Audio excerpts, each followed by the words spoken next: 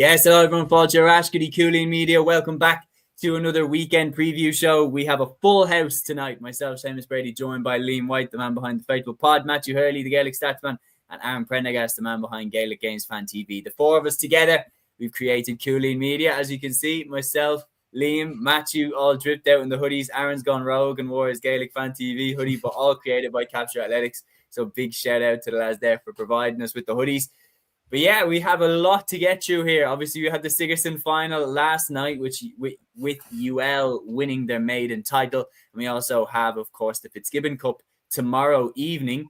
Liam, you're going to that. Just before we dive in, what are you expecting from the Fitzgibbon Cup? What are the main things you're looking out for? Yeah, well, I suppose, first of all, look, having gone to UL for a couple of years, I'm absolutely delighted to see the lads win the football last night. They were very unlucky not to win it over the last couple of years.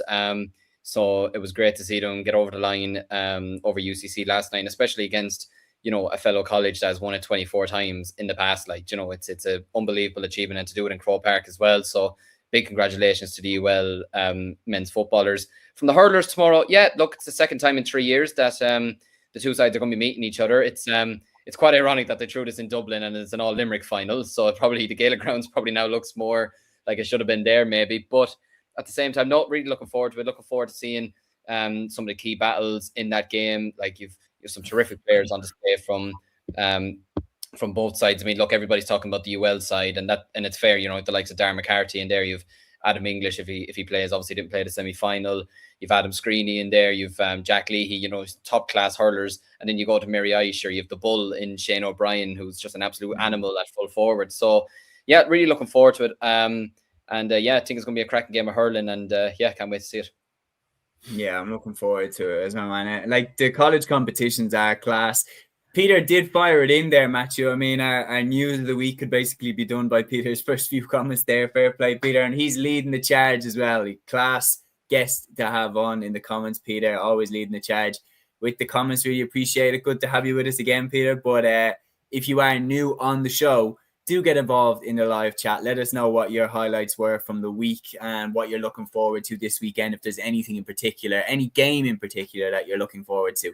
But Matthew, one of his comments there was the speculation around the attendance in Croke Park. Obviously, we've seen Colin Parkinson mainly was leading the charge against it being in Croke Park and things like that. What's your first take on it? I have to say, I liked the idea of it being in Croke Park, but I think it's, the main thing is, as a competition, I don't think it's given enough of the spotlight. Yeah, exactly it. I don't think many podcasts are talking about the secrets of the Fitzgibbon in early rounds, I suppose. We probably are guilty of it, maybe ourselves, maybe these weekdays and things like that, and maybe they aren't covered properly and things like that. But yeah, there are excellent competitions, and I think the players enjoyed it more than anything. Like, coincidentally, for the Southern Star, I actually chatted earlier to Paddy O'Driscoll, who was wing back for the UL team. He plays with Gabriel Rangers down in West Cork. And I actually asked him the question about Croke Park, would this be a good venue? And he said, look, it's brilliant. It's brilliant for the family members. It's brilliant for the players themselves. That was the first time in Paddy's career he's ever played in Croke Park. And it's like, it's a memorable occasion for these players. I think it just needs to be spread better, honestly. Like, you look at the main accounts, I suppose, the official accounts, they've only been covering the Fitzgibbon and Sigurdsson competitions for now, really.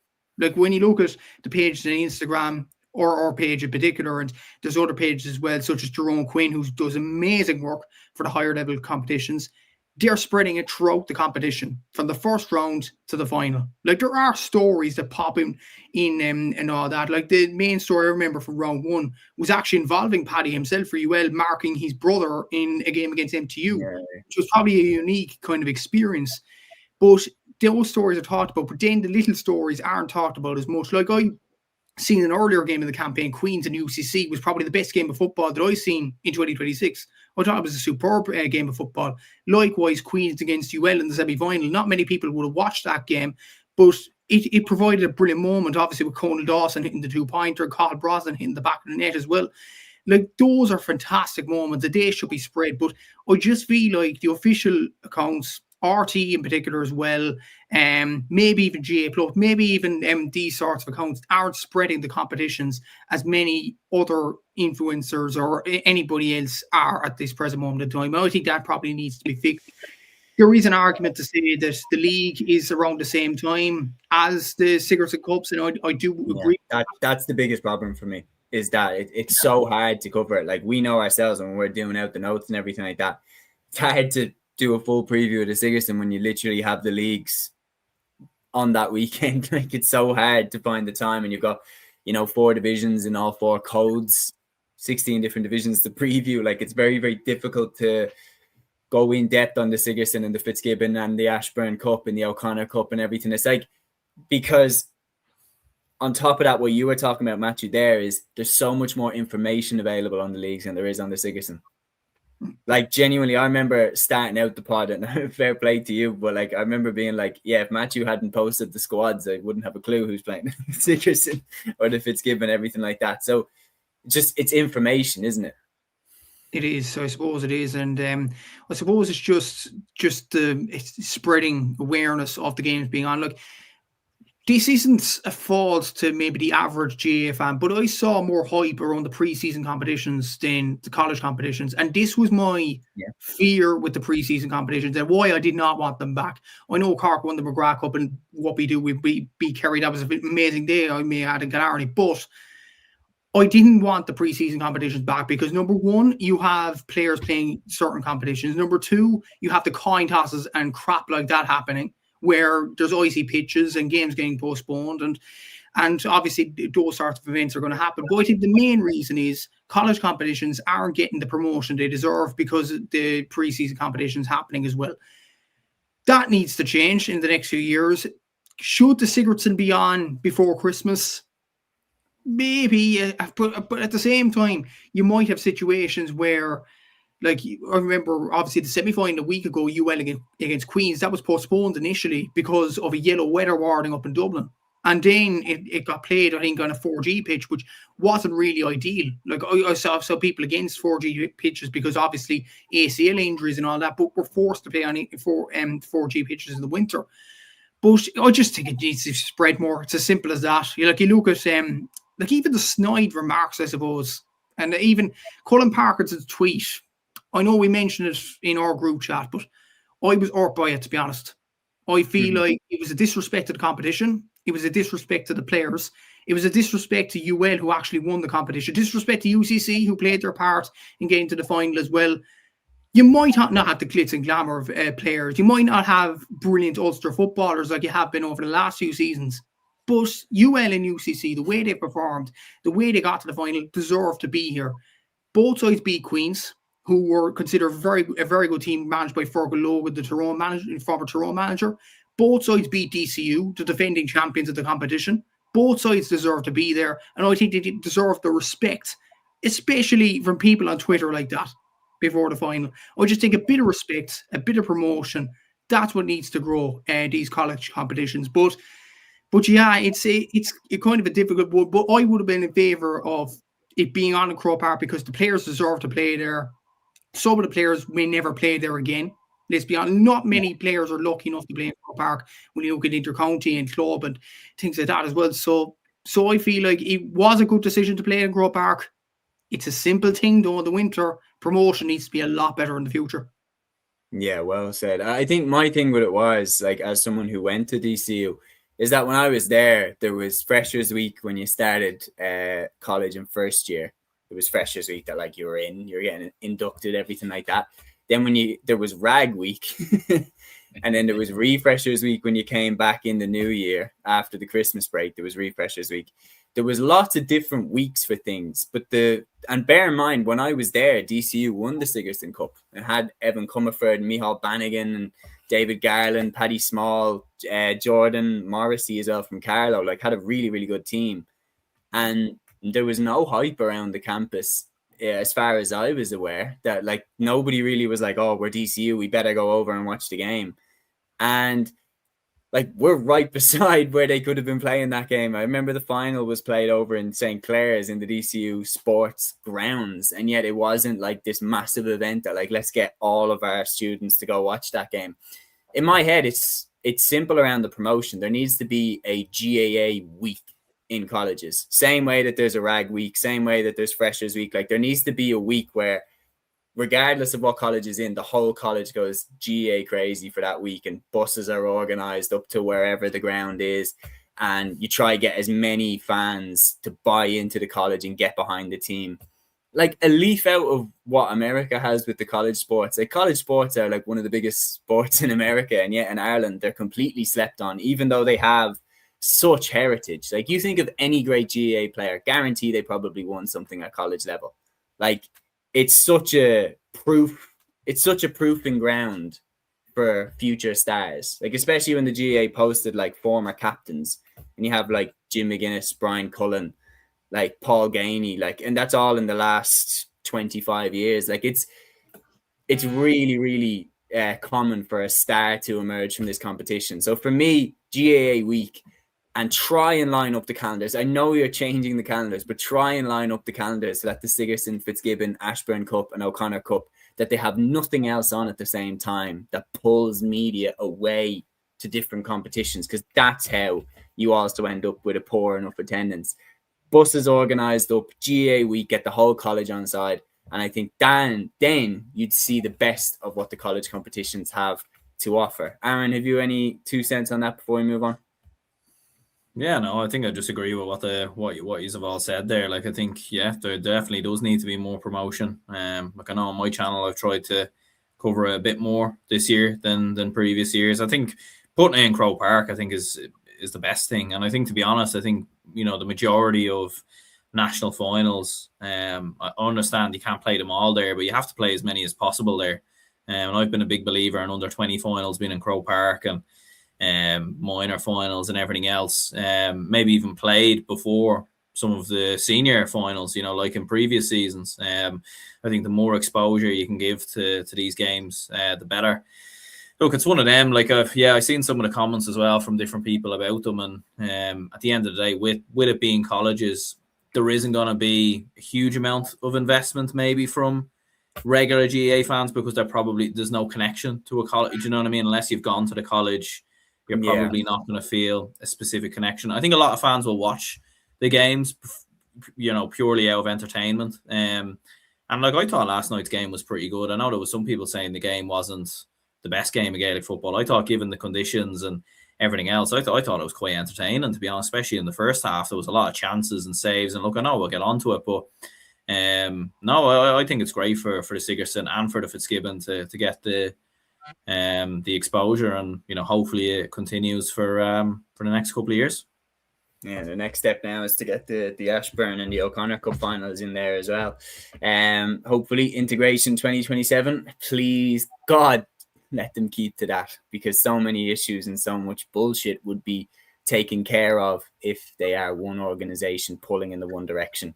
Jack Nulty here saying, yet we have disrespect on X, saying it shouldn't be in Croke Park because not even Towson there, well-known journalist, disrespecting it. So I think we know who that is. That Jack is pointing at. Peter here is saying, do you think a Friday night lights double header in Croker would be better? Yes, absolutely. Double header, it makes so much more sense. Like, I mean, you're going to get, especially if you get then colleges kind of sticking together. And I would literally think, okay, what could draw the people in? What could draw the students in? Make a weekend out of it. Like, have events after the game. You know, the way that like the lads from the club teams won, you know, the Munster clubs that won their All-Irelands, and then they went on a pub tour around Munster. Have it that get some, there'd be plenty of places in Dublin that coppers would be tripping over themselves trying to get that deal, that all the college teams into town for a night out after you win the Sigerson Cup or after you win the Fitzgibbon Cup. It would be absolutely insane, and that would absolutely bring the people up to Dublin. I get it. Accommodation, very expensive. The Skylon would probably hate me for suggesting this. The Croke Park Hotel would probably hate me for suggesting this. Airbnb owners around Dublin would probably hate me for suggesting this. But if you want to make a weekend out of it, and you want to get good attention, and you want to get that competition buzzing, and you have to make it more than, because that's the other thing that people love about the GAA Championships, is that when they go up to Croke Park, it's more than just the match. It's the occasion, it's the event, it's everything like that. And we are currently treating it like just a match. Peter here saying Boar's Head and yes, then covers. Not a bad night. Not a bad night at all. Jordan Cairns here saying hello. Jordan Cairns from Mayo in Castlebar, one of the best YouTube channels. Thanks very much, Jordan. Good to have you with us. Says, I think Donegal and Mayo will end in a draw. Mayo are coming good, and All Ireland is coming for Mayo. Andy's winning matches. Well, we were split. I said that I did think that Mayo would start strong in this league campaign because I thought that Andy Moore would want to make a splash. But I don't know if my Wi-Fi dropped there. But I was saying that I thought that Andy Moore would want to make a splash in the league campaign, especially as he's a new manager in the door. But let's start with that game, given that Jordan obviously has brought it up. So round 3 of Division 1, Donegal against Mayo, Sunday at 1:45 in O'Donnell Park. Aaron, I'll throw this one to you first. What are you expecting from this one? Yeah, I think it's going to be interesting because like Mayo have looked brilliant obviously so far at the start of the league. They're playing Ryan O'Donoghue. They've kind of pushed him back a little bit into the half forward line. So he's not playing in his usual position. So he's been fantastic in terms of 2-pointers and probably having more influence on games in terms of play. Obviously the introduction of players like Dara Byrne. Wasn't he a centre forward when he originally kind of? Or am I getting? He was, yeah. Like so, I think in the first season under James Horan in 21, yeah, I think he was more of like a centre forward, and then they've kind of pushed him. They pushed him into corner forward. Then after that, so yeah, it does feel like he's having a lot more influence in the game. It's obviously allowed players like Dara Byrne to come in as well. So look, Mayo have been brilliant. What you would say though is that look, Mayo played a fairly poor Dublin team. Like if all truth be told. A Dublin team that had 14 men for pretty much an entire half. And obviously Galway have been missing a lot of big players as well. So, look, I think this is the big test now for Mayo. Like, going away to Donegal, like, I think it's just going to be very, very tough. I don't know if anyone really is going to beat Donegal in the league in Ballybuffet or Ballyshannon or wherever they play it. Like, you saw Michael Murphy come off the bench the last day, Oisin Gallen. Like, this feels like maybe a nice game to play them in, to kind of get a couple of legs. Sort of, minutes in the legs and everything else. So, it's not a slight on Mayo, but I just think Donegal at home, I think will be a little bit too strong at this moment in time from a Mayo perspective. But, this is a game you can lose and it's not the end of the world. Do you know what I mean? I don't think there'll be disappointment around Mayo in comparison to obviously when they lost to Donegal last year. I think that this is the type of game where it's just about timing. I think Mayo have got Donegal at a bad time because remember last year we said this on the full preview pod that Donegal absolutely killed it for the first 3 games and then just took their foot off the gas. They realized that they were safe. Mayo have got them in the 3rd game, so Donegal will still put out a good hand for this. Like Donegal will still go for the win. They're going to try and just, all right, let's make sure that we're sorted here. We beat Dublin, we beat Kerry. Let's beat Mayo and then secure our Division 1 status. But if Mayo can go away to Donegal and beat them, it is a noteworthy result. And I personally think in terms of the appointments, in terms of the candidates that were there, I think they've nailed it getting Andy Moore in. I think he's the perfect manager for this job, for these circumstances right now.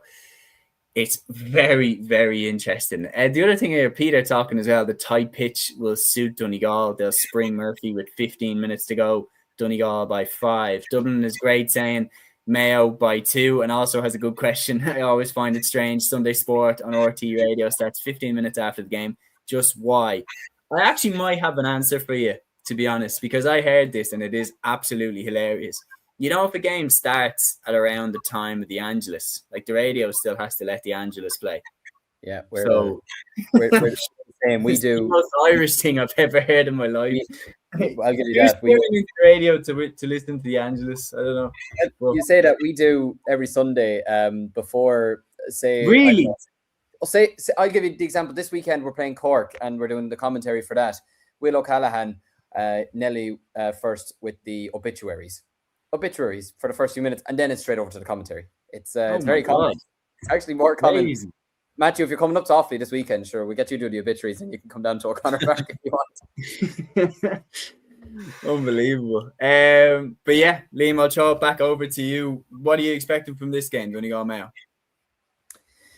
Well, as usual, I'm expecting it to be fiery and probably not as dramatic as what we got last summer, but I still think it's going to be a good game. And yeah, look, obviously I know I predicted Mayo to finish 7th and it probably looks very silly now predicting that, but you've made a good point. Mayo, it's probably something I probably should have considered before even making the prediction that I did. Andy Moran, I do like him as a coach. I do like him as a manager. Loved him as a player. And obviously, like you mentioned, he would have wanted a good start with Mayo because they were written off by a lot of people. And he would have wanted to prove a few doubters wrong. And already getting a very good away win against Galway and a very good win at home to Dublin. Like, at the moment, he's riding a crest wave at the moment. You know, he's in such he's in such high demand and such high regard at the moment with this Mayo team. But then at the same time, you look at Donegal beating Kerry, albeit I know Kerry had a lot of players out and Donegal probably weren't at their full throttle either, if we're being honest. Like, it probably felt like shadow boxing in comparison to what we might get later on the year if they meet in a semi-final or a final. But at the same time, they've 2 wins out of 2 as well. You know, and at the same time, Jim potentially could be looking at it this year, and especially with, say, the way he was the opening night in Croke Park, you know, in his press conference afterwards. Could he be looking at the league now, maybe changing his mind, thinking, do you know what? It did Kerry no harm last year winning the league. Yeah. What if we went on and won it? And it shut up a few people as well, and it made the rest of the country kind of take a step back and go, right, they won Ulster last year, they've won the league now, and they were in All-Ireland final last year. They really mean business. And winning's a habit. Winning trophies, say what you want, the league is still a trophy at the end of the day. It breeds confidence and it breeds belief. So I think we could see the two teams going at it this weekend fully. Like, it's a shame we don't have, say, the starting 15s now, but I wouldn't be surprised if Michael Murphy did start. If he genuinely just said, you know what? I don't know why. I just have a weird feeling he could just say, do you know what? High ball in on top of Mayo. Obviously, he's more than just that because he's an absolutely unbelievably technical footballer. But I just wouldn't be surprised if Jim just said this weekend, you know what? If we could get 3 wins out of 3, we've put ourselves in a really good position here to get to a potential league final. They've Dublin out of the way. They've Kerry out of the way. Mayo out of the way. You'd expect them to probably beat Roscommon and Monaghan at this point. And then, you know, maybe pick up a win against either Armagh or Galway. And sure, you're sucking diesel. You're delighted. You're almost there. So I think it's going to be a cracking game. Personally, I always love when these two teams face off against each other. I wouldn't be shocked if Mayo did win this game, but at the same time, you're a brave man half the time to be writing off Jim McGuinness. So it's going to be an interesting battle.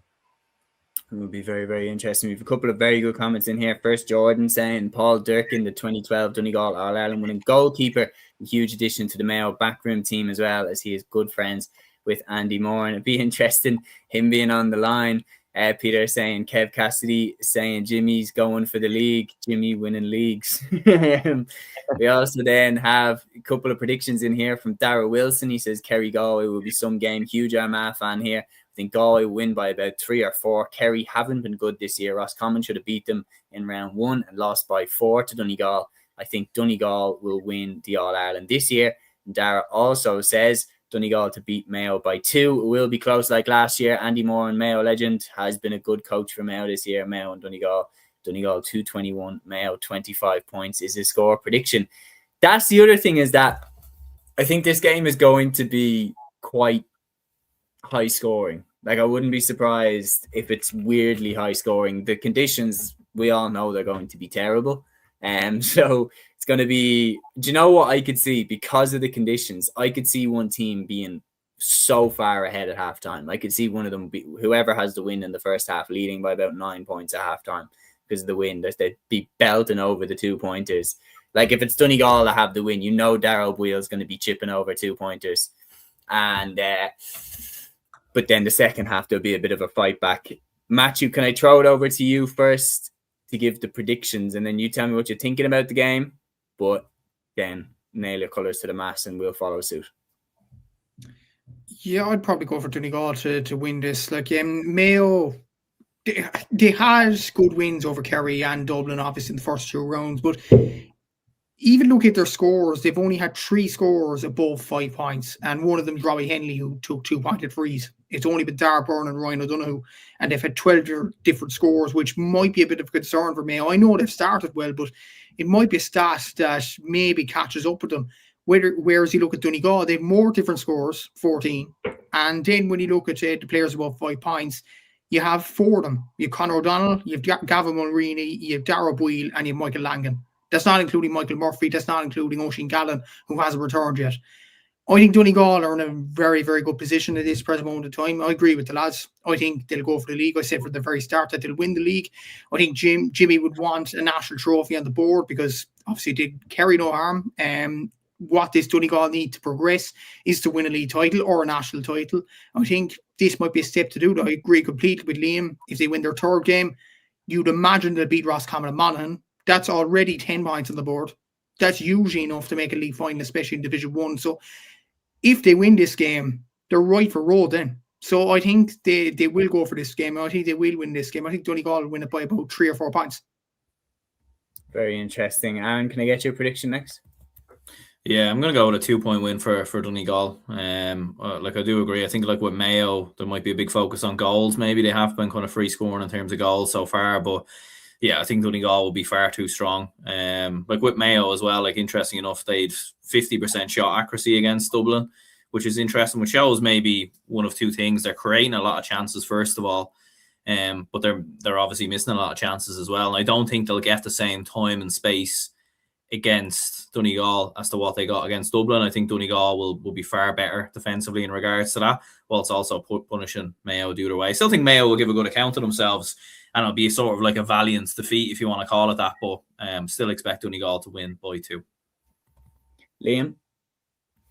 Yeah, I'm going to say Donegal by 5, but I kind of agree with what you're saying. I could see it being one side having like a 8, 9, 10 point lead at half time, judging by whatever way the wind and the rain, because let's be honest, it's Ireland, the rain is going to fall. But then I could see Donegal being maybe 9 points up at half time, Mayo pushing it back maybe to even a point, but then Donegal maybe getting a late surge, a late goal, or maybe just a couple of late 2-pointers and seeing Mayo off something like a 22 points to 17 or something like that anyways. But yeah, like Donegal's 2 games so far, they've been high scoring games. Mayo's was high scoring against Galway. Obviously, the Dublin one, they still put over 118 as well. So yeah, I'm expecting both teams to definitely go for it, and I'm expecting a high scoring game as well. So watch this now turn into 11 points to 9 or something. I'm going to agree with Aaron, and it's absolutely no underestimating of Mayo. I just think that Donegal are going to be going for this, especially because we're still in the first 3 games, and right now I don't think anyone in this division would go away to Donegal and beat them right now in this 3rd game. I don't think anyone would do it because they're absolutely at the pitch of it. They have their home advantage. I think the trip away to Donegal is by far the toughest away day in Division 1. You're going up there, the conditions are probably going to be terrible, and you're very much playing them on their terms, in their field, and Jim McGuinness is going to be absolutely waiting for you with a plan of how to take you apart. I think Donegal will shade it. I'm going to go with about 2 or 3 points, but if Mayo win this game, it's a huge statement in terms of like, not in terms of like, I don't think the hype will shoot through the roof, but quietly, if you're paying attention, it's one to be like, okay, that's a good win. That's a very, very good win. So there's a lot there for them this weekend. I think it'd be very, very interesting because I am fascinated by Andy Moran as a coach. Like, I have to be honest, because I mean this in the nicest way. Do you ever get the idea that he absolutely got the most out of what he was capable of as a player? Do you get? He was so professional. He was so he always held himself to the highest standard. Like, I wouldn't have said that he was like one of those naturally unbelievably gifted players like someone like Colin Cooper or Diarmuid Connolly that could roll out of bed and they just have it. But Andy Moran was so professional. He got the absolute maximum out of what he could deliver. And that tells me that he's going to be a really, really good coach because he got the most out of himself. Therefore, he's going to have a little bit more of a natural instinct to get the most out of other people as well. Like, do you ever see in football, I know we've talked about this before, but how players like Thierry Henry are always absolutely shit managers because they can't understand why you're not as good as he used to be. Why can't you just rainbow flick it over your man's head and stick it in the top corner? Like, they don't understand that type of stuff. But there are exceptions. Obviously, like Zidane was an amazing coach and stuff like that. But in the general scheme of things, you think about most of the best managers that we've had in the game. Like, seriously think about it. Jim Gavin, not the flashy superstar. Jack O'Connor, not a flashy superstar for Kerry. Mickey Hart, same thing again. John Kiley. Like, these people are like, it's people who understand how to get the most out of someone, not just be like a natural genius. Like they know how to get the worker bees. Matthew, you're looking to me like you disagree slightly. Yeah, because you were saying that about Thierry Henry saying, why can't you do what I do? I could think of an exact, and this is not bashing Andy Moore, but I could think of an exact kind of replica kind of situation with this. Andy Moore managed the Leitrim team that was the first Connacht team to lose to New York. So that was a good New York team, though. It was, but it was the first to beat a Connacht team. Yeah, but was it not the year before that they took someone to extra time? Am I getting that wrong? Or the year before they knew Sligo or something? Yeah. So it was on the horizon. I don't think he did that much with Leitrim, though, Andy Moore. He did well with Monaghan as a coach. I think he did excellent there. I thought you were disagreeing with my assessment on what most managers are made good by. I think he's done, like, the reality is, like, again, you don't want to come across harsh, but since he's left Leitrim, they've got noticeably worse. Yeah. And you do wonder, like, was he holding stuff together there? Like, or maybe Poacher just hasn't been a good appointment to replace him. Like, you don't know. Actually, do you know what Darryl Wilson said has come in with a few good examples on either side. You've got Jack O'Connor on one side, but then Kieran McGeeney, Mick O'Dwyer. Mick O'Dwyer was an amazing player in his day. Mick O'Dwyer is the exception. Kevin Heffernan. We can go in. Yeah. Billy Morgan, Paddy Cullen. There's a lot of exceptions. But I do think it's interesting. Mick O'Dwyer again. I know Mick O'Dwyer and Heffo were amazing, but like what they had was just like that uber professionalism that they brought to their craft, and then it took them so simply into management. What I'm saying basically is like mavericks, players that are a little bit wild, that can do the crazy things, don't tend to make unbelievable managers. Maybe there'll be an exception, but I wouldn't side with it. But yeah, so we're all going for Donegal. It will be interesting to see if we all agree on this one. Kerry against Galway, Saturday at 5 p.m. in Austin Stack Park. Kerry have the home advantage for this one. The last time they had a home advantage, they did win narrowly. Very controversial win, of course, that one over Roscommon. Tomas Kennedy, you had a brilliant game, fisted it over. This time they host Galway, another team from the West. Liam, what are you expecting from this one? Again, I suppose, look, it does depend on what team Kerry does throw out. I have seen the Galway team. I believe there's no Shane Walsh in the panel this weekend, which is obviously going to be a big miss for them. But then Galway will take a lot of confidence from the fact that they've beaten Armagh. Whether you say they deserved it or not, because look, for me, Armagh probably, just from the bits I did see of that game, because I was at another game that night, Armagh did deserve to win that game overall. But at the end of the day, they didn't. Galway did. And going away, I would have probably argued there with you that probably the Athletic Grounds would probably be another really, really arguably tough place to go to in the league, and especially under lights as well, like you mentioned. But obviously Galway went there and won by a point and got 3 goals there. So maybe I'm talking rubbish here. But no, I think this could be a potential banana skin for Kerry. But the only thing is, I'd say after losing to Donegal, like Jack O'Connor, you saw it last year after losing to Meath in the fashion that he did. And then they went on and just absolutely blitzed everybody on their way to an All-Ireland. Could one defeat be the thing that just makes Jack O'Connor switch and just go, not having that again? Do you know, could he just absolutely unleash the beast this weekend and just say, take out Galway as best as he can and make sure you show the rest of the country that we're still the best out of everybody here and that we're still probably favourites to win the All-Ireland? So, look, if you get the Cliffords back in, then absolutely for me, Kerry win this game. As somebody is working on a chainsaw outside. What the hell is going on? Sorry if you hear that in the background. To the country, lads. But yeah, look, I think Kerry will win this game, mostly just depending on the team that they select. Having home advantage is obviously crucial as well. I'd say they probably have dusted off some of the cobwebs of playing against Roscommon the first day and Donegal. But yeah, it makes for an interesting contest. I wouldn't be writing off Galway, especially after beating Armagh away from home. But I think if Jack O'Connor goes with relatively mostly his strongest team, I think Kerry should win this one.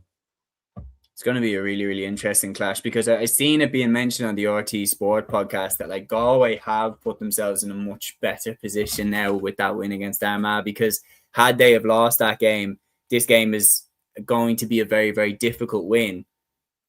Like, it's going to be a very difficult. If they lose this and they hadn't got something from the Armagh game, then they'd be 3 defeats out of 3 and very much staring relegation in the face.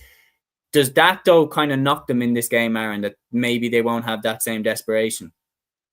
I think so. It definitely alleviates the pressure a little bit, I think. I think if at the start of the season, like when Galway were probably looking at games and targeting points, and don't get me wrong, I don't think they all would have been sat there in a room picking out matches and we'll win this, we won't win this. But I think certainly maybe collectively or subconsciously they would have been looking at certain games, thinking where's the points going to come from. And look, to be fair, Armagh away mightn't have been one of those games, but they obviously came through it in the end.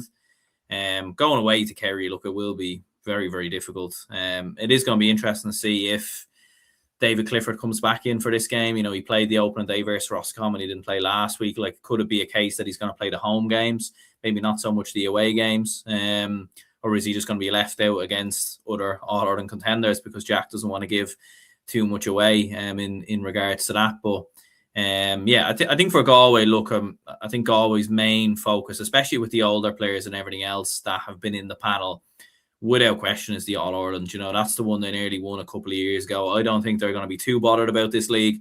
I think the main thing for them is obviously to avoid relegation. That's going to be the focus. Look, they've got 2 points on the board. They'll be looking at certain games that, certain fixtures that they still have to play that they can see themselves winning. The likes of Roscommon, the likes of Monaghan, they play Dublin at home on the final day, which, who knows, could be a bit of a relegation playoff the way things are going. I'm kind of hoping Galway actually are already safe by then, so that we can kind of catch them on that day. But but look, at the same time, look, the pressure's off Galway, so like that could suit them as well. Do you know what I mean? And they scored a lot of goals. They created a lot of goal chances versus Armagh, and a lot of people have been saying they create a lot of goal chances versus Mayo as well. So that could definitely be something to watch in this game, is goals, because that's been something that Galway have been very, very good at so far in this campaign. Can I throw it back to you for the prediction? I can't put Matthew on the spot first again. This time I realised that it's shaping up that way. So I'm going to throw it back over to you. What are you thinking? Yeah, I'm going to go for Kerry to win it. I just think the home advantage. I think some of their better players will come in for this game as well. I think you might see, I'm not too sure about Paddy Clifford maybe, but I think David Clifford will probably come back into the side. Sean O'Shea's been in good form. Tony Brosnan as well. Be interested to see if some of the Dingle lads come back. Maybe it might be too soon, to be fair, but I fancy Kerry. I think it's going to be a bit of a goal fest, to be honest with you. I think this is a game where I could see Kerry scoring 3 or 4 goals, Galway getting 2 or 3 as well. Like, I think this is going to be a bit of a cracker with the new rules and everything else. So yeah, I'll go with Kerry by 5. Yeah, I think this one's going to be like Hagler hands. Like, I think they're both just going to come out and start swinging at each other. They're both just going to go for the jugular from the start. I don't think either of them are going to be sweating over whether they lose this game. I think they're both going to want to pick up bits of information. Mikey there talking as well about Galway needing a spread of scorers. I think, like, if someone throws their hand up in this game, as give it to me, I'm the go-to man here. This is the game to put your hand up. Right? This is the game. If you want to help Rob Finnerty carrying the baggage whenever Walsh and Comer aren't there, like, this is the game to get Pádraig Joyce's trust. A lot of players aren't there. Matthew Thompson's not there. Tom O'Callaghan's not there. There's a spot up there as the next man up. So it'd be very interesting to see who does the business for Galway. I don't think this is the game they're going to win. I think Kerry with home advantage. I think it's going to be difficult to go away there and beat them. Like, Roscommon were absolutely fired up to the teeth and should have won, but they didn't. And Kerry got away with the win. So I think Galway going down there, I'm going to say that Kerry take it. Any disagreements, lads? Matthew, I'll throw it to you first. No, so I think if David Clifford plays this game, I think Kerry will win this. I think they'll win it comfortably, to be honest with you. I watched the full Galway and Armagh game, and yes, Galway won the game, and a lot of people might be impressed by that, but a few stats really stuck out, and they're not good from a Galway point of view. Out of the 3-12 Galway scored, 3-8 was contributed by Rob Finnerty, either assisting or scoring. That's that can continue from a Galway point of view. They need more players to step up. They need more players to stand counted. And as well as that, in the second half, Galway only won 2 kickouts. Two long kickouts in the second half. And one of them led to the winning point. Shane McGlinchey, I think, caught the ball, the substitute. But is that sustainable for the future? Probably not. And I think a lot of people have been asking me about this, that normally if you win midfield, you win the battle. But Galway completely lost midfield against Armagh. I mean, completely lost it. And How did they win? How did they win? They still came out with the win. That was the thing. But yeah, kind of a weird thing there. But I think Kerry won't be as unforgiving as Armagh. Like Armagh in goal scoring positions, they were fisted the ball over the bar. I think that was Armagh's undoing. That was the only thing Armagh really did wrong in that game. But when you look at Kerry, if they see a chance, they'll bury it in the back of the net.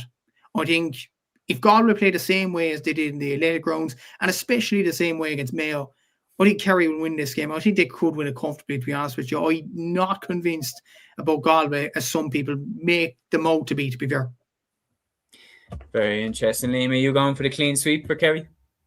Yeah, I'm going clean sweep. I think Kerry, after losing against Donegal, I think Jack will want a response. And like you said, they're going down to winning Kerry. Like you mentioned there, Roscommon, the way they performed down there and they still didn't win probably tells you everything you need to know, that Kerry, even on their bad days, are still winning. So yeah, I'm going to go Kerry to win this one comfortably. Would you look at that? Valentine's weekend podcast and we're all agreeing with each other. Clean sweep on the predictions. It's lovely to see. I wonder, and like that love is going to end very quickly if you disagree with us here on this one now.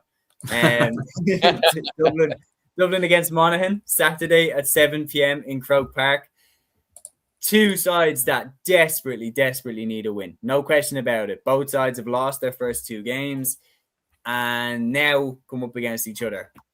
I'm going to go out with a bit of a bold statement here. I think whoever loses this is down. Aaron, do you disagree?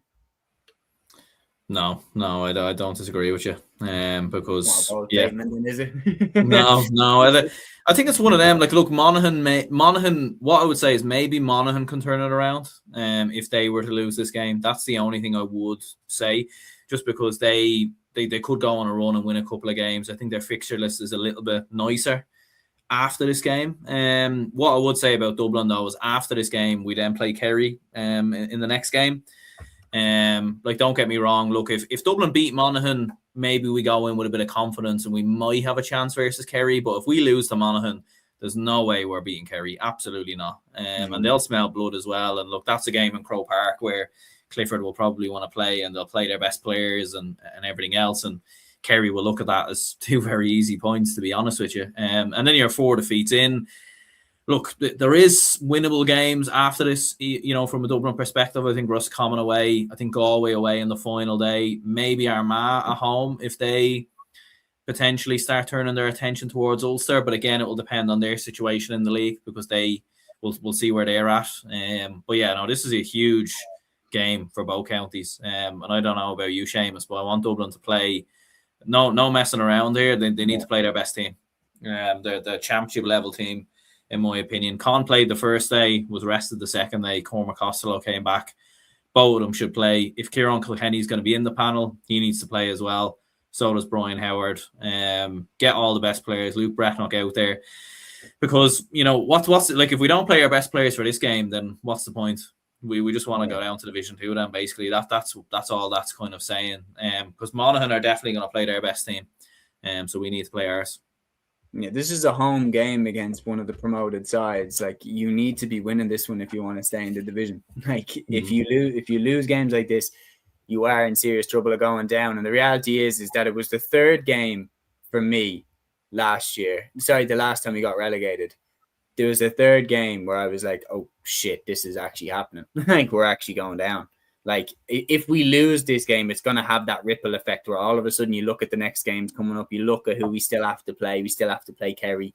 Like, we still have to play Armagh. Like, it doesn't get easier after this. So we need to get points on the board in this one. Monaghan will also know that, though. Like, Monaghan have lost to Roscommon, one of the teams that they would have been picked, you know, that if they're going to stay up, they have to win that game. They've lost that one, so they're going to need to be like highlighting the games that they can win. I think Monaghan will highlight this one because let's not forget the last time the sides played each other in the league under the lights in Croke Park, Monaghan won. Stephen O'Hanlon put on an absolute exhibition and Monaghan got out with the points. So it is not out of the realm of possibility that Monaghan do it again. Absolutely not out of the realm of possibility. But I'm going to say that Dublin win this. Please take it serious. I agree with you, Aaron. Like, no experiment. Start the big lads and start Luke Brannock as well again. He's looking fantastic. Let's get our best foot forward here, get the win. And then in games where maybe we're not expected to win, as long as our bread's buttered and we're staying up, then I wouldn't mind rotating the squad and getting ready for the future. Also, if someone could please bring Brian Fenton to Croke Park, tell him that he's watching the game, and then just bring a kit for him and throw him in. God, we miss Brian Fenton so much. But anyway, if he could come back, that would be unbelievable. Killian, the football genius, of course, guest on the show last week, or a couple of weeks ago. He says, big up lads, Dublin to win comfortably, in my opinion. Much more quality still compared to Monaghan at the minute.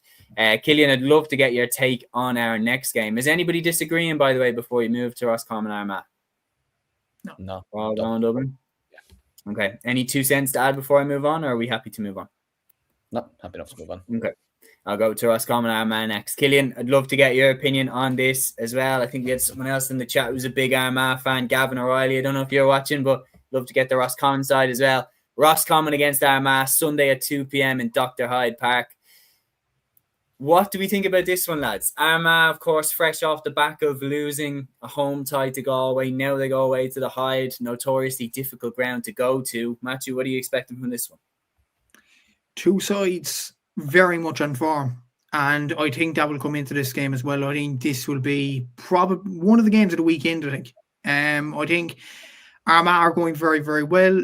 Don't let the scoreline fool you against Galway or the results. I thought Armagh were very, very good for the majority of it, and I think literally the only thing they did wrong was fist the ball over the bar in the last few minutes. Hindsight's a beautiful thing, obviously. If they would have known Galway would have got back into the game, they would have banned them into the back of the net. But they need to have more of a ruthless streak, I would think, Armagh, in getting over the line. But their players have really, really impressed. Oisin O'Neill has been brilliant. Conor Turbot contributed to scores the last game. Might not have scored. He only scored 1 point against Galway, but he was brilliant at contributing scores and assisting opportunities. Jardy O'Byrne's very impressive in this league campaign from wing back. Has probably been one of the players of the league. In all honesty, Andrew Murnan around the middle of the park. He didn't score anything against Galway. He scored 1-3 against Monaghan. But I thought he was very, very good at collecting long ball. I think off Galway's long kickouts, Andrew Murnan collected 4 or 5 of them balls clean, which was very, very impressive. There is an argument to say, look, I discussed this with Killian, actually, very interesting discussion about Callum O'Neill and potentially Ben Creeley in midfield. Is there, like, I asked him, should Callum O'Neill start the championship? Not to discredit Callum O'Neill. I think he's been absolutely excellent over the last few years for Armagh. But you have that dilemma now for Kieran McGeeney. Do you start Andrew Murnan in the midfield? Do you put Ben Creeley on the bench? Then again, Ben Creeley has performed well over the last few seasons. So it's an interesting take. And it's incredible in its own right because Noel Grimley's not on the panel anymore. So Armagh have those options in midfield, which tells you more about the panel more than anything else. And that's a credit to Armagh and Kieran McGeeney for building those players up in many ways. Ross McQuillan's been impressive from wing back. Oisin Connaughton was very, very lively, buzzing around against Galway as well. I think a lot of these Armagh players are performing very, very well. There might be an onus on them to die down towards the end of the league, obviously with Tyrone later on in the Ulster Championship later in the year. But having said about Armagh's traits, I think Roscommon have been very good as well. Dermot Murtagh has been flying up front. I think Enda Smith has been brilliant around the middle of the park. Dara Craig, Owen Colleran, the top scorer from playing the Sigurdsson Cup. If he gets minutes, I think he'll be a brilliant player for Roscommon as well. And they've lost some massive players in the off-season, Roscommon. Like the likes of the Niall Dailies, the Donny Smiths, these sorts of players, obviously the Kieran Murtaghs, they lost these in the off-season and they still contribute players and things like that. It's absolutely incredible from Roscommon, and they probably will have the Bridges players back. Again, like what Aaron said about Dingle, it might be a bit too soon, but if they do have the Bridges players back, I'm expecting a very, very good game here. Having said all that, though, I've been more impressed over the last few years more than anything with Armagh. and I feel like they'll get the win over the line this would. It'll be tight. I think Roscommon have surprisingly impressed me in this league campaign, but I think Armagh will just edge this. I think they'll win by 2. Interesting. Liam, what do you think about this one? I think this is going to be a game that Armagh are going to win very, very late on. I could see Roscommon doing here what they did against Kerry, just going absolutely all out and saying to themselves, do you know what? We're welcoming the All-Ireland champions from 2024, a team that arguably last year, had they gotten over Kerry, I'd have probably predicted them to go on and actually win the All-Ireland again. And like Matthew said there, they've been excellent in their opening 2 games. Look, the Galway results, it happened, it's done, but they were excellent in that game. They bullied Monaghan off the pitch. What they scored, 126 from play out of 127. Like outrageous shooting from them. Like they've got 147 in 2 games. Like that's absolute scandalous scoring, to be honest with you, in football terms anyways. So I think Roscommon, like Matthew said there, Murtagh, Craig, Smith, I mean, the last day, they were absolutely on fire. They were absolutely savage last day. I believe that's what, 3-11, if my maths is correct, overall from the 3 of them out of 316. And if you can get those players firing once again, then yeah, Armagh could be in trouble potentially in the first half. And like you mentioned there, Hyde Park, not an easy place to go to in the slightest. And Roscommon will be on such a high after winning that game against Monaghan as well, knowing that they have a victory under their belt and they had a strong performance against Kerry the first day as well. But I just think Armagh will get over the line. I just think they will have enough in the end.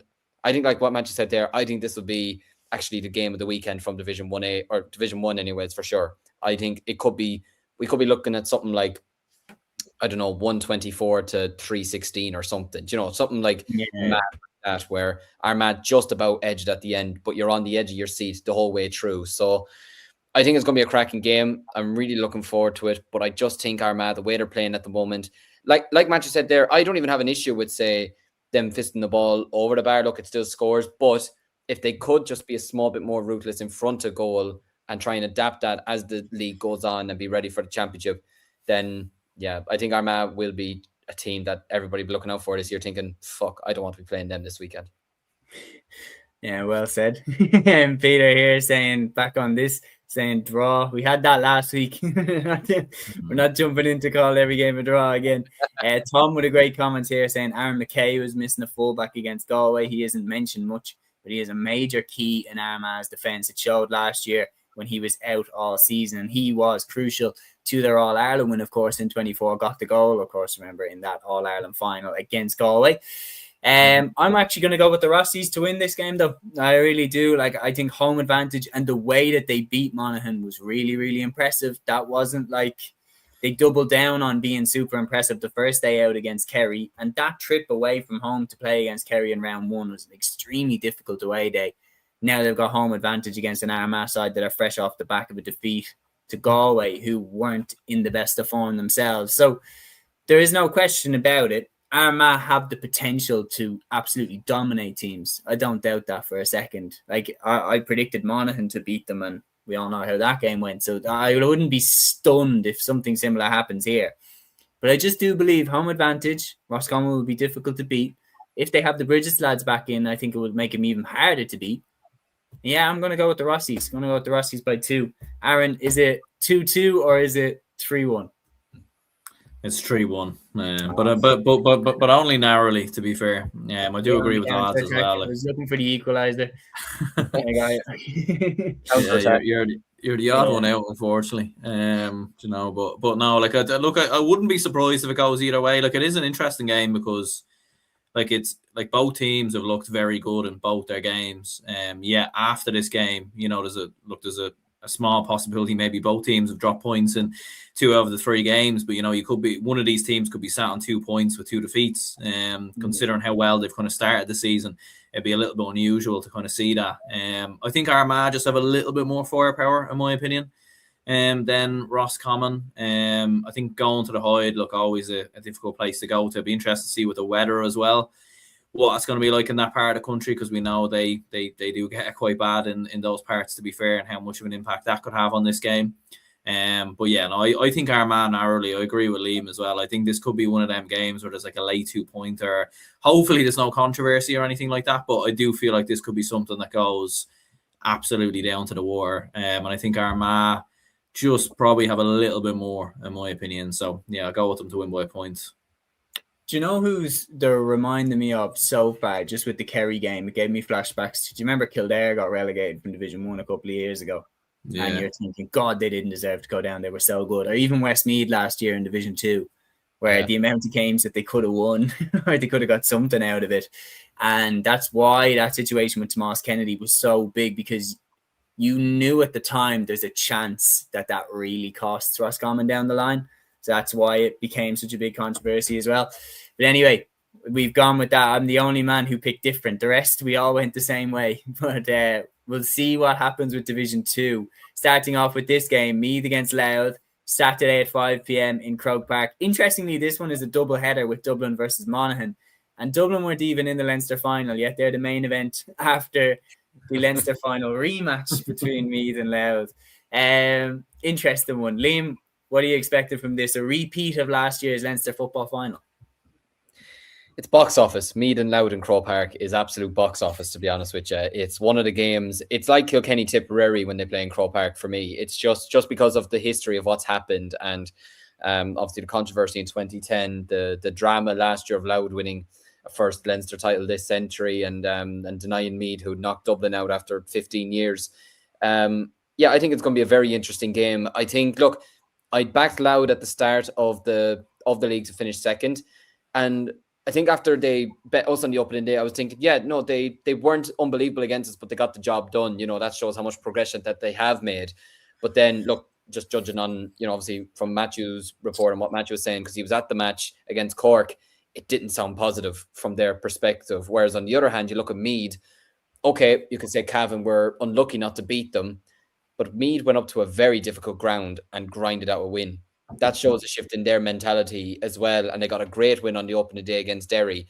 And they are absolutely 100,000% targeting promotion to Division 1, because they feel they are good enough to be there. They've beaten Galway, they've beaten Kerry, they've beaten Dublin over the last year. So I have a feeling, look, as much as I do like this Louth team, and I have backed them a bit early on this season, I can't look past a Meath victory at the moment, to be honest with you. Like, to get wins against two very good Ulster sides as well early on would have done them absolutely zero harm whatsoever. And look, I just think Meath are in a very good place at the moment. Right now, probably potentially favourites for the Leinster Championship when we go into it. Obviously, look, you still have Dublin, you've Louth, whatever, but Kildare potentially as well.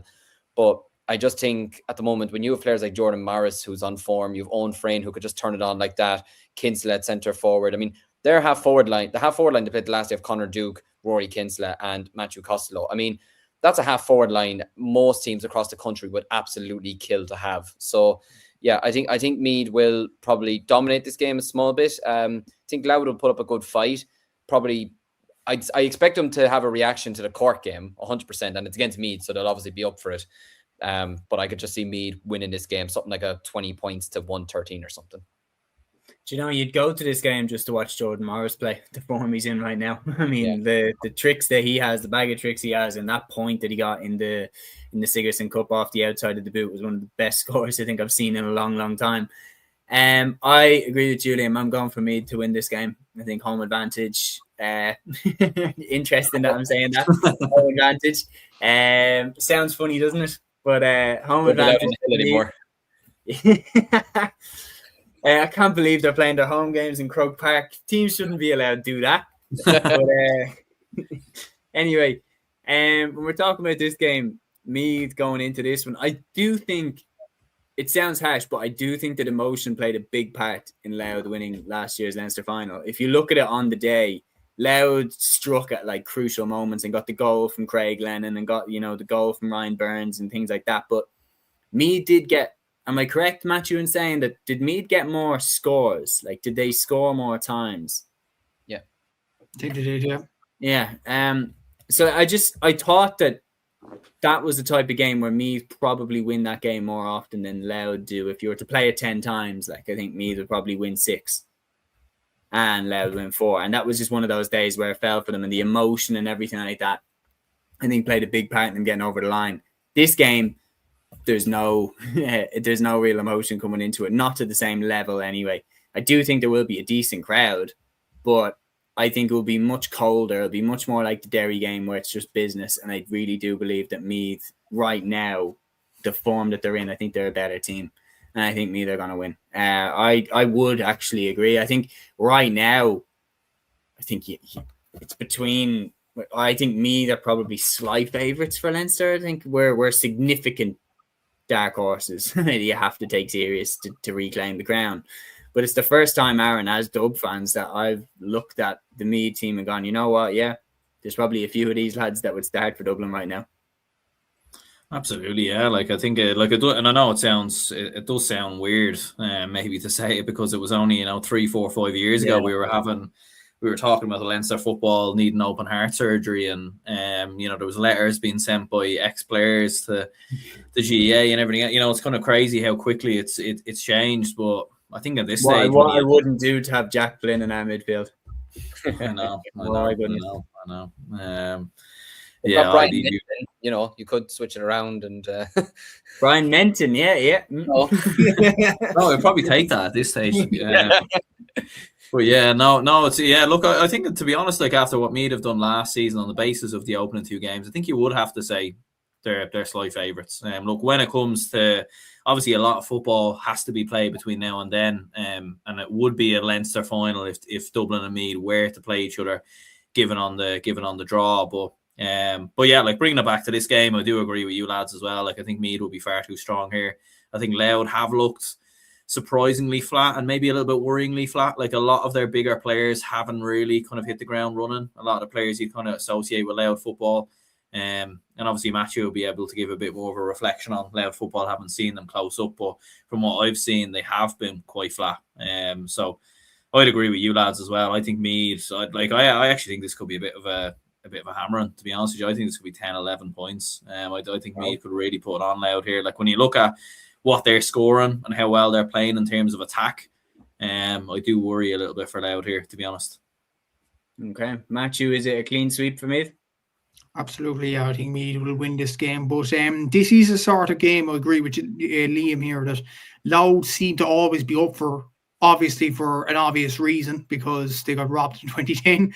Obviously, we mentioned that every time we come across this fixture. But yeah, Louth always seem to be up for this game against Meath, and that's always been the case.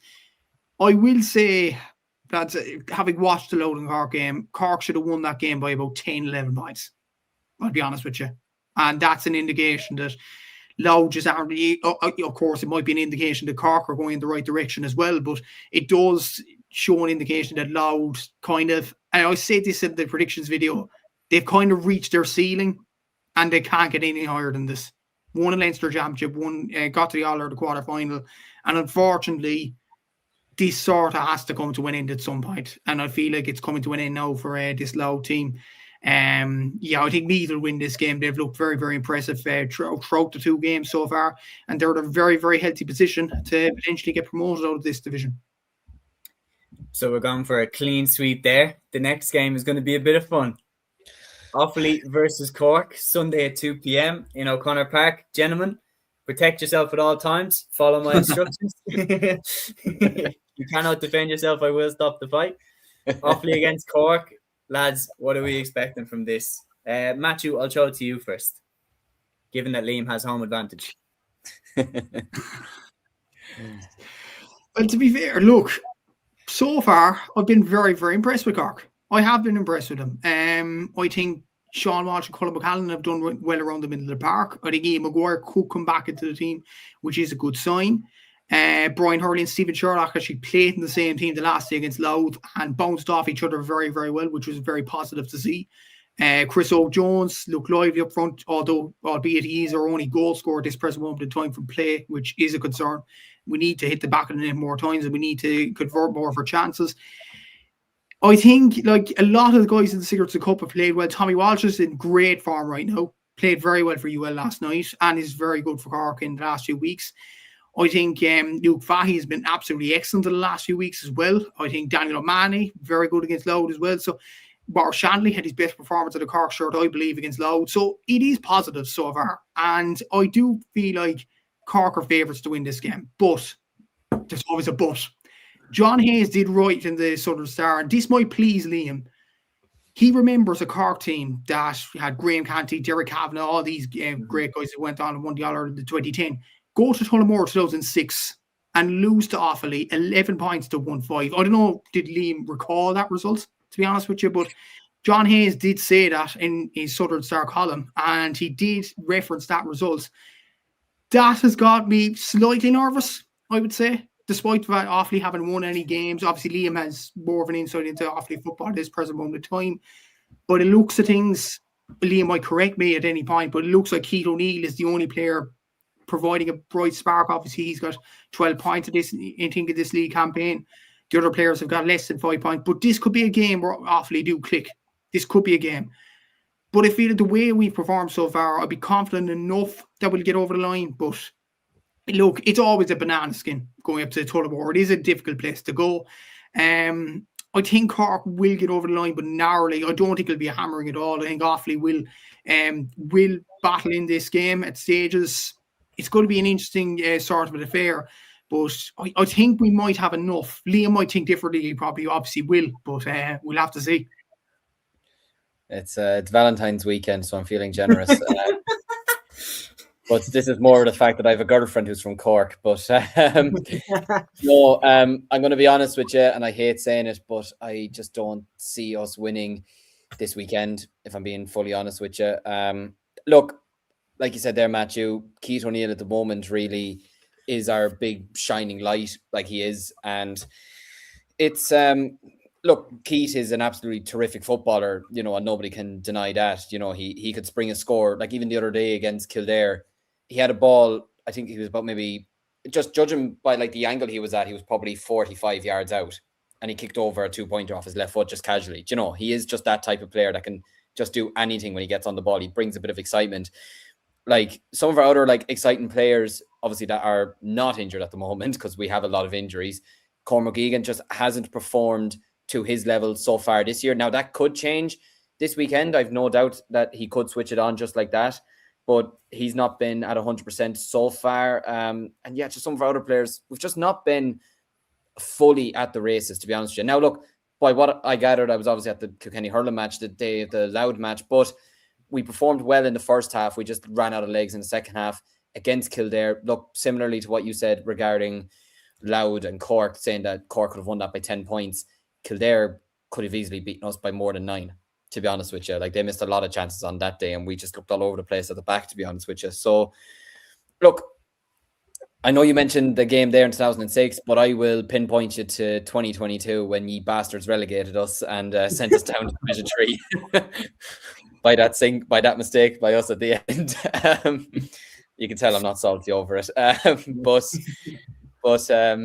No, look, I just think at the moment we're not at the races. Like you said, it could be a game that ignites us and it could make us wake up a bit and say, listen, if we're not careful, we are going down. We could go down, and we have games against Derry, Tacoma and Tyrone back to back, which is just going to be absolutely, it's going to be mountainous climbs, to be honest with you, before you have to play Cavan and Meath at home.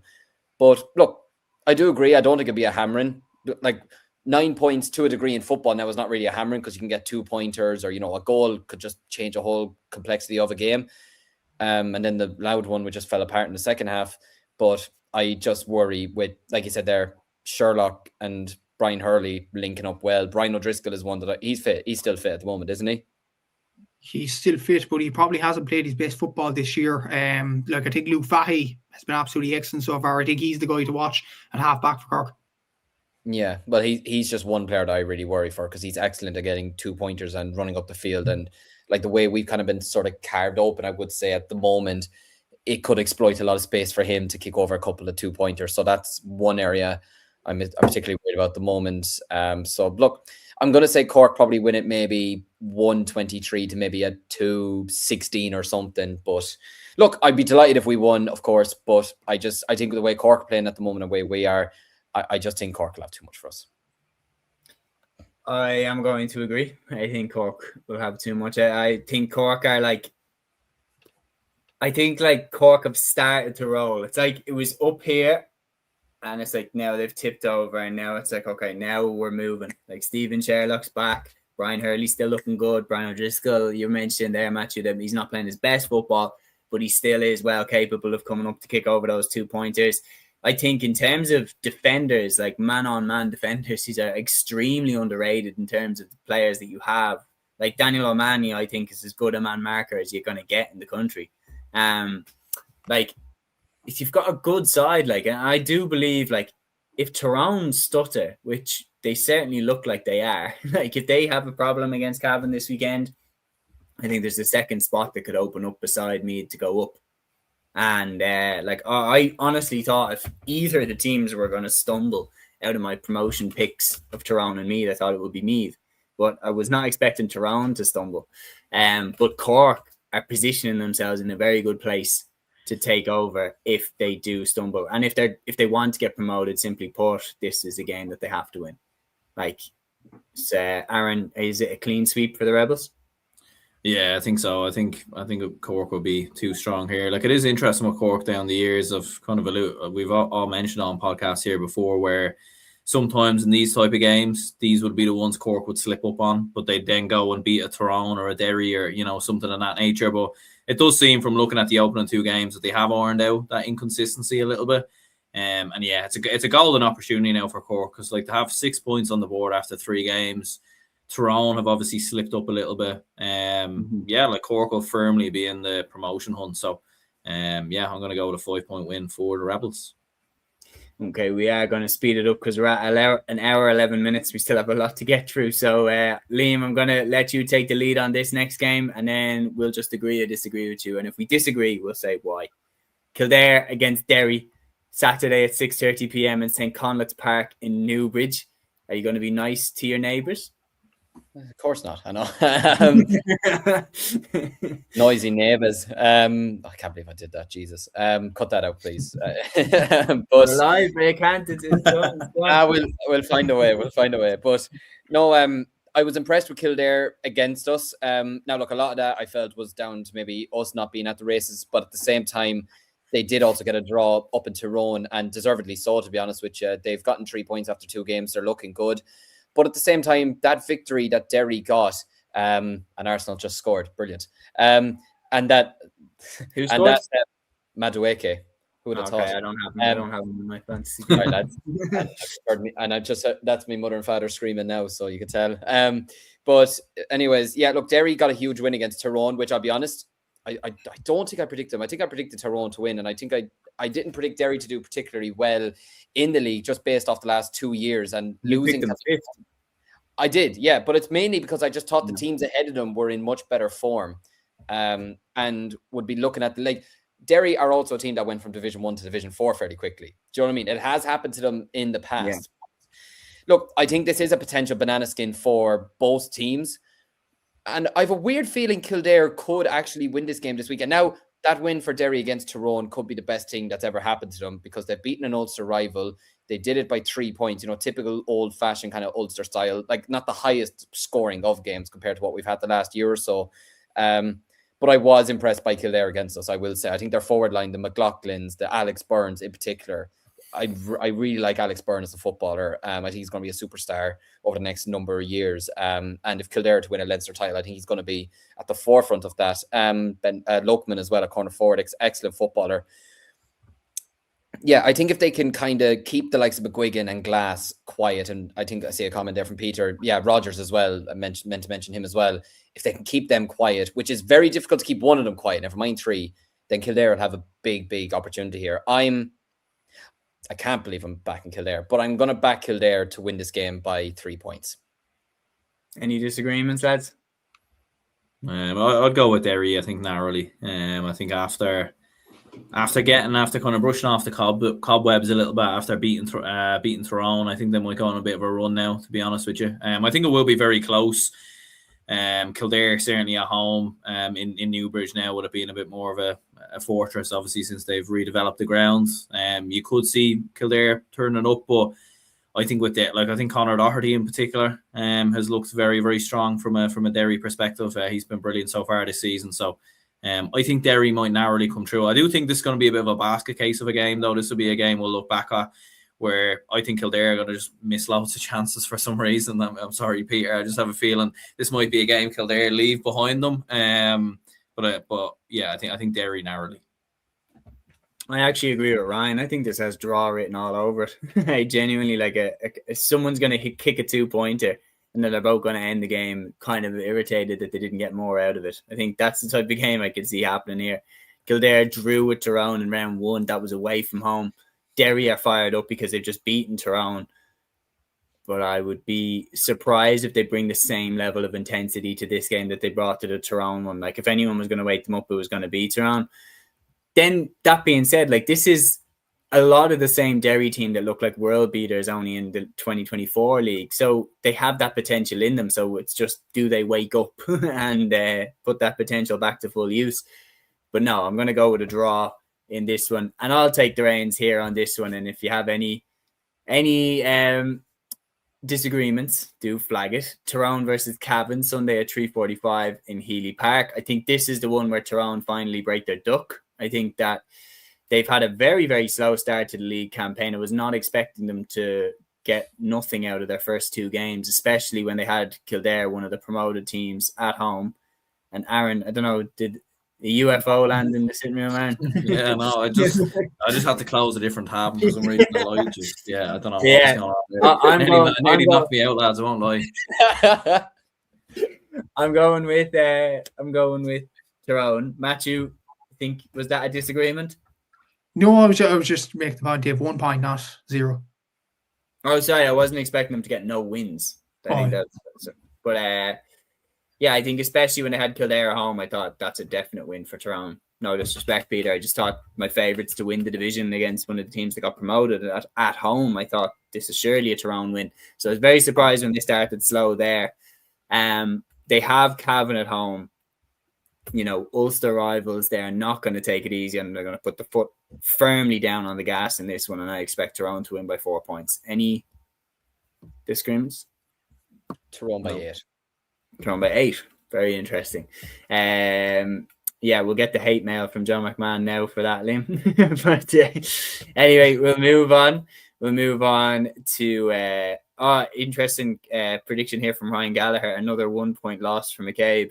It's actually interesting. Like, it's actually interesting. So far, Cavan's campaign has looked eerily similar to Westmeath's last year. Like, so far, it's looked very, very similar. But we'll see how this weekend goes. We'll go through Division 3 then. And as I said, we're looking at the clock. We're at 1 hour 17, so we will speed it up. I'm going to put the 4 games together and just ask you all for your predictions for the round 3 of Division 3. So starting off, we have Down against Westmeath is obviously the headliner from Division 3 across this weekend. Saturday at 6 p.m. in Park Esler. We have Laois hosting Sligo on Saturday at 6 p.m. in O'Moore Park. That one's going to be very interesting. Fermanagh host Clare on Sunday at 1 p.m. in Enniskillen. And Limerick host Wexford on Sunday at 1 p.m. in Rathkeale. Aaron, I'll go to you first. What are you expecting from these 4 games? Yeah, I suppose the surprise prediction I'll go with is Westmeath to beat Down. I actually think Westmeath have looked very strong so far this season. 2 very impressive wins. I think you can, from the clips I've seen of Westmeath, you can see the kind of Mark McHugh blueprint over this Westmeath side. Obviously, a student of the Hugh McGuinness football, and you can kind of see that all over this Westmeath side with wing backs bursting forward like Ronan Wallace and Jonathan Linham. So I think they're going to surprise Down. Down like narrowly came through Limerick, so I don't think they've been at their absolute best so far this season. So I'll go with the victory for Down there. In terms of the other games, I'm going to go with a draw for Clare. I think there'll be a lot on the line in terms of that game. So I think it's going to end in a draw. Wexford Limerick's a difficult one. Like, Wexford have looked brilliant so far, but going away to Limerick, it will be interesting to see if they can keep up the consistency, but they have been very strong so far. So I think Wexford will win that as well. And then in terms of the other game, Sligo versus Laois, I think it'll be fairly comfortable for Sligo. I think Laois have been one of the lowest scorers so far across the entirety of the league, and haven't really looked in any way impressive. And I think, that should be a game Sligo win probably by 4 or 5. I'm going to go for Down to beat Westmeath, going a little bit against the grain there. I'm going to go with Sligo to beat Laois, Fermanagh to beat Clare. I don't know, Bonner needs a win, but like, who did they lose? They lost to Wexford, didn't they, at home? Yeah. Actually, Wexford no, yeah, I'm going for Clare. Like genuinely, like they seem to be in a bad L state. And then I'm going for Wexford to beat Limerick. Liam, what are you thinking? I agree with Aaron. The way that he was saying, mostly because I don't think Down have been at the races fully so far. Now, look, it's no disrespect to Limerick or to who was it to play the first day, Clare at home, but Clare at home especially is one you'd expect them to win very comfortably, and then Limerick away is obviously not easy. But at the same time, it is a game that you would probably expect Down to put the foot down, ironically, and put out a bit of a statement. But look, I think the two teams would have been looking at each other at the start and saying this is the game that we're pinpointing as probably the most important one. But I agree. I'm very impressed with what Mark McHugh is doing at the moment. And when you've got Ronan Wallace and Luke Loughlin, players like that are in top form at the moment, I think they could shade it. I'm going with Clare to beat Fermanagh. I agree. I think Clare could actually pull off a big win away from home as well. Bonner needs a win, absolutely, but I don't think it's happening this weekend. Sligo, I think, will beat Laois fairly comfortably, to be honest. I don't think Laois are improving anytime soon. It was great for Ben Dempsey to win yesterday in the Sigerson Cup for them, obviously, and he'd be on a high after that. But yeah, I just think Sligo will have too much. I think Limerick could beat Wexford. They bet them in the last year in the Tailteann Cup, bet them in the league final. They have a bit of they have it over them at the moment, and I think that's gonna continue. I really don't know why I picked Limerick 7th now in the league. That was I think I must have been really heavy on the drink when I was doing Division 3. But yeah, I think 8th.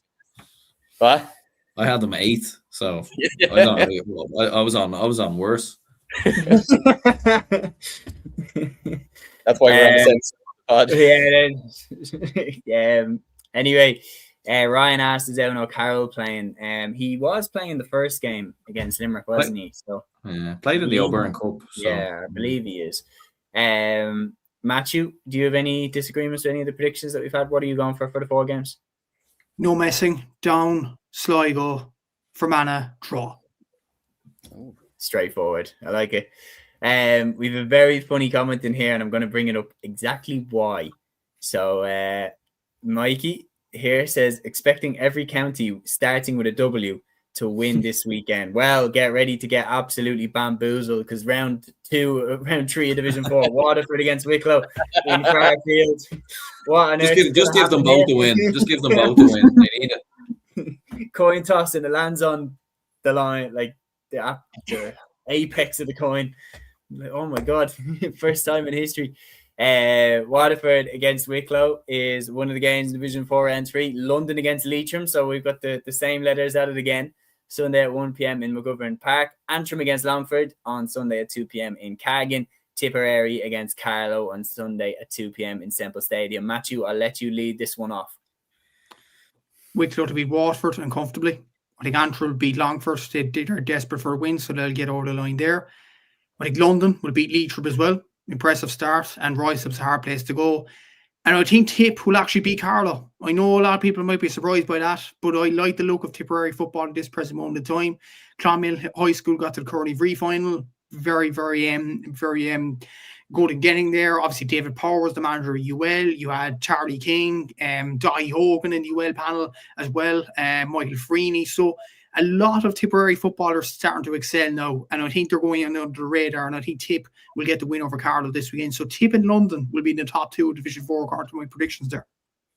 Very interesting. Do you know, I didn't mention as well in Division 3, it'd be fascinating to see if that the UL goalkeeper is playing this weekend. Like, by God, he looked fantastic in that final. I'm going with Wicklow to beat Waterford. I'm going to go with London to beat Leitrim. I'm going to go with Antrim to beat Longford. And I will agree, Tip to beat Carlow. So I agree with Matthew. Any disagreements with Matthew's predictions? No, I agree as well. I think London will beat Leitrim as well. I think when you look at what London have been scoring so far, the numbers they've been putting up, Leitrim didn't look particularly brilliant against Waterford either. From what I've read. So yeah, I think London will come through that. And I agree as well. I think Carlow have been very good so far. But I do think, yeah, like Tipperary, there definitely is something cooking up in Tipperary at the moment. There does seem to be a lot of young players coming through. And by the way, like whatever they're doing in Tipperary, you have to give them a huge amount of credit, because when you look at the underage teams they've produced in the last like sort of decade, and then when all those players have kind of left and retired, you kind of thought, right, that's going to be it. But it looks like there's a few more now coming through. So I think, yeah, massive credit has to go to Tipperary football there in terms of what they're able to break through. And yeah, I think Antrim should win, and I think Wicklow should win their game against Waterford as well. Any disagreements, Liam, or are we happy to move on to the Camogie? No, I'm happy enough with those predictions as well. Like, I agree with what the lads were saying. Perfect. Well, we will move on because, of course, the Camogie Leagues for 2026 start this weekend.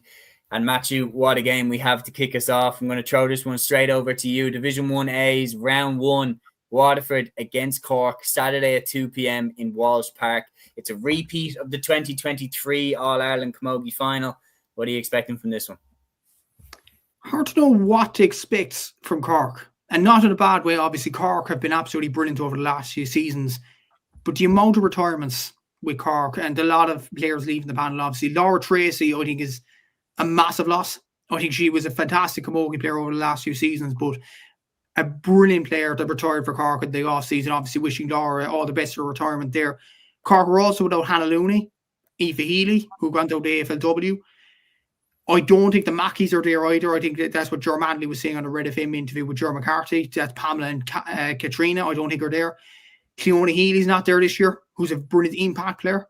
So that's a lot of talent out of that Cork team. To my knowledge, Aisling Thompson is still there from the Cork point of view, which is a massive plus. You need experienced players there. I think Amy O'Connor's still there as well, which is a massive plus as well. What I will say, it'll be a very interesting team what Cork put out this weekend against Waterford. Look, Waterford are a team that are improving. And I haven't heard anything about retirements from a Waterford point of view. Obviously, Vicky Falconer's returned from her injury and worries over the last few seasons, which is a positive. Obviously, Beck Carton, Niamh Rocket. Like, you have some very good players in Waterford. Lorraine Bray, very good players from a Waterford point of view. And they're at home as well. And they want to prove a point. And as well as that, Cork won the league last year. I don't think they necessarily need to win the league this year. Their aim is to win the All-Ireland and win it back from Galway this year. So for that reason, and bit of the unknown from a Cork point of view and who they will put out, they might put out some younger talented players. Like, you know, the likes of even the UCC players that performed very well in winning the Ashburn Cup last weekend, the likes of Niamh McNabola, the likes of Claire Kingston there as well. They might actually play some of them players this weekend against Waterford, so you never know. And it might take a while for them to gel as a team. So for that reason, and the reason Waterford are at home, I actually back Waterford to win this game, but it will be tight. I think Waterford will win it, but I think they'll win it by about 2 or 3 points. But what I will say, it'll be interesting from a Cork point of view who they will put out this weekend. Certainly will be. Any disagreements with Matthew? Any inputs on that game? No, yes. Yeah, like you go ahead, Liam. Oh, go ahead. You said it first. No, look, I was just going to say I'd agree as well. I think Cork are obviously missing some big players in fairness, and I think Waterford, look, they've been coming strong over the last couple of years. Like, they've definitely been building towards it, and I think especially with as we were kind of saying, Niamh Rocket in a full forward, Beth Carton in a centre forward as well, Lorraine Bray around midfield. I'd go with Waterford to win this. I'm going to go for the Rebels. I think still, even without the players that they have, I still think they've too much power up front. I think Matthew is because this is the gem. Is Saoirse McCarthy playing? She is, yes. Yeah. She's fantastic. In the All-Ireland final last year, I was like, she might be the best player in Ireland. Like, genuinely was thinking it in the final. To be fair, Seamus, she's been nominated for Player of the Year the last 3 seasons and hasn't won it. Yeah, but like just in the final, the way she was absolutely like, if I was Galway, like, and if I could pick one player, say if I wanted Galway to win more than Cork, which I was fairly neutral, but I was looking at it thinking, if I wanted one player to leave the field from a Galway perspective, it's Saoirse McCarthy. She's the one carrying the fight to Galway here. So yeah, if she's playing, I think that's massive. Then the Finbars players as well. Like, if Saoirse McCarthy's playing, like, those type of players can make a huge impact. And I still think Cork have something over Waterford. Waterford really struggled to beat them. I think Cork will win this opening game. But Liam, I'll throw this next one to you. Galway versus Kilkenny on Saturday at 2 p.m. in Duggan Park. So the reigning All-Ireland Camogie champions hosting Kilkenny in round 1. What are you expecting from them?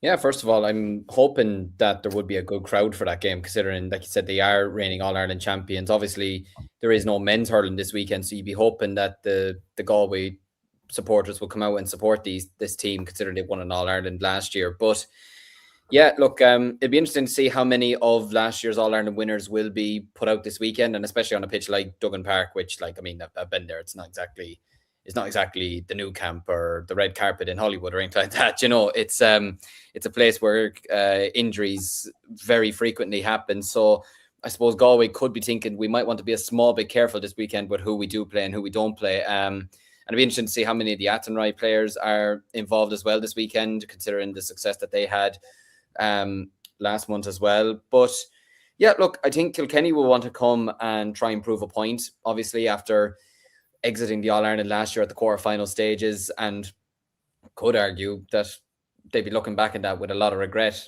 you know, considering the way they lost to Tipperary after extra time, had that penalty miss as well, which proved very vital in the end as well. So, but I think having home advantage, and if they could have some of the Athenry players out there this weekend, and some of their other, like a lot of their key players as well, the Rabbits involved, if Carrie Dolan was playing, you know, these types of players, Donoghue, if they were all playing, then I could see nothing then other than a Galway win, I could say. But I think it's going to be an interesting contest. But Kilkenny, I just think at the moment they're not quite on Galway's level, and it is only the league, so you never know. Katie Power out. Oh Jesus, yeah. That's going to be a huge loss. That's a massive loss. But yeah, I'm going to shade it to Galway by, I would say, 5 points. I agree. I think Galway will shade this one. Kilkenny are in that weird bit of transition now. So many of their key players from their All-Ireland winning teams in 2020 and 2022 like have left, whether it's Grace Walsh, Miriam Walsh, and now if Katie Power and that like is injured, they are in that transitional phase. And Brian Dowling, of course, no longer the coach. Like, a lot's changed since them days. And I think Galway, fresh off the All-Ireland win, they're going to be extremely confident. So I'm going to go for them to shade this one. I have a feeling we will be 3 for 3. We'll be agreeing on this one as well. Antrim against Tipperary, Saturday at 2 p.m. in Robert Emmett's Gaelic Athletic Club. I do look at this and go, look, Tip, to me, they kind of look like they may be in a similar position to like the Galway's men's footballers. Where I remember going to the league final and they beat Galway that day in the Camogie League final and beat them by a point. Karen Kennedy scored a great goal. And it seemed like that was their time. That was their year. They lost the semi-final that year, I remember, to Waterford. And they didn't get to the All-Ireland final. They didn't break through that glass ceiling. And since then, it's just kind of quietened down a small bit. Like, Caught Devan has left the team and players like that. But they probably should still win this one out. Yeah, I think so. Like, you'd imagine the quality between the teams should be far too strong. Like, and I think for Antrim, really, like, it probably will be very difficult in terms of staying up in this division. I think it is going to be very tough for them in regards to that. Like, and yeah, like, I haven't seen too much about Tipperary retirements or anything in regards to that, but look, you would be looking at players like Casey Hennessy, Clodagh McIntyre, as we were saying previously as well, and of course Grace O'Brien, who had a very strong season last year. So yeah, I think Tipperary should be far too strong, and yeah, should probably win up by 7 or 8, I'd say. Yeah, I'm going to go with that, even if the Lockgill girls have returned. Matthew, I'm going to throw you Division 1B's round 1. We have Limerick hosting Down in Cappamore on Saturday at 2 p.m. Wexford hosting Offaly on Saturday at 2 p.m. in Enniscorthy. And Dublin hosting Clare Saturday at 2 p.m. in Abbottstown. So that's round 1 for Division 1B. Yeah, I think Limerick will be down. Like, Limerick are a sort of team that have a lot of potentially very good players. It's particularly for the UL Camogie team in the past 2 seasons, and particularly from UCC as well. Like, Sarah O'Brien was the player of the match in the Ashborough Cup final against UCD. Stephanie Wolfe was a main player of defence for UL as well. Obviously, you have Alva Larkin. Like, Limerick have a lot of very good potential players. It's about stepping up for them. I think they will be down this weekend, but I'm probably expecting more from Limerick in this Camogie season. Maybe players might step away. There might be other issues here and there. But I feel like this is the time where Limerick need to step up now and be counted in the championship, especially with the championship structure changing this year for the Camogie. And that is a better structure. We might get into the structure in another episode because we're well over the time, obviously. Yeah. But I think Limerick need to make stride this season. I think Dublin will be Clare, actually. Dublin do well in Division 1B. historically. Ashley Maher is a very good player, obviously. Is a most notable player, obviously, with the Scots and Shorts debacle. She was one of the leading people in the charge there.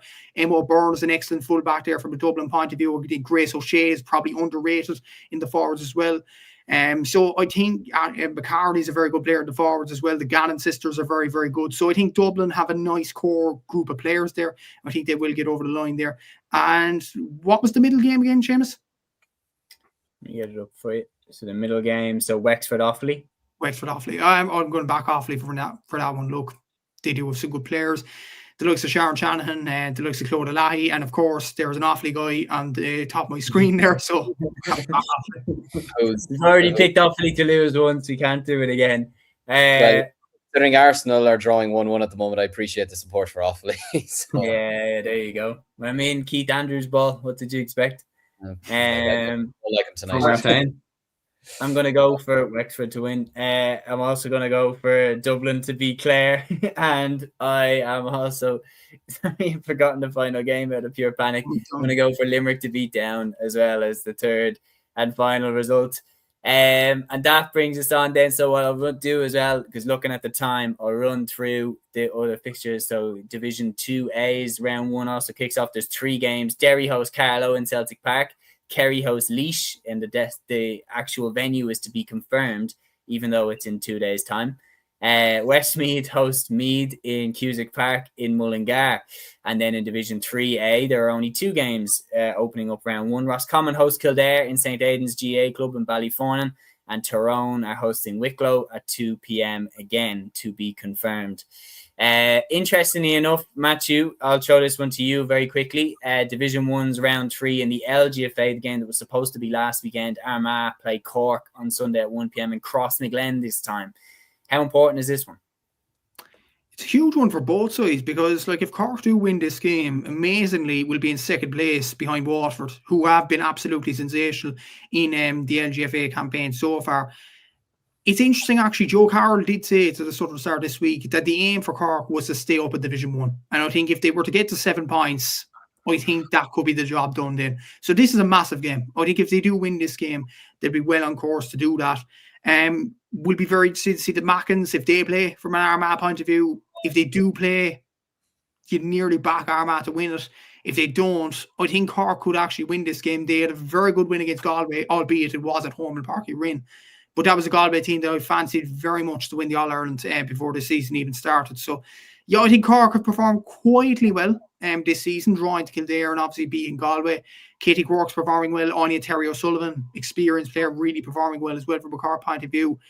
And apparently Shauna Kelly might be back in the team, which is a massive boost to Cork. Maura O'Callaghan might be back, which is another massive boost for Cork in midfield.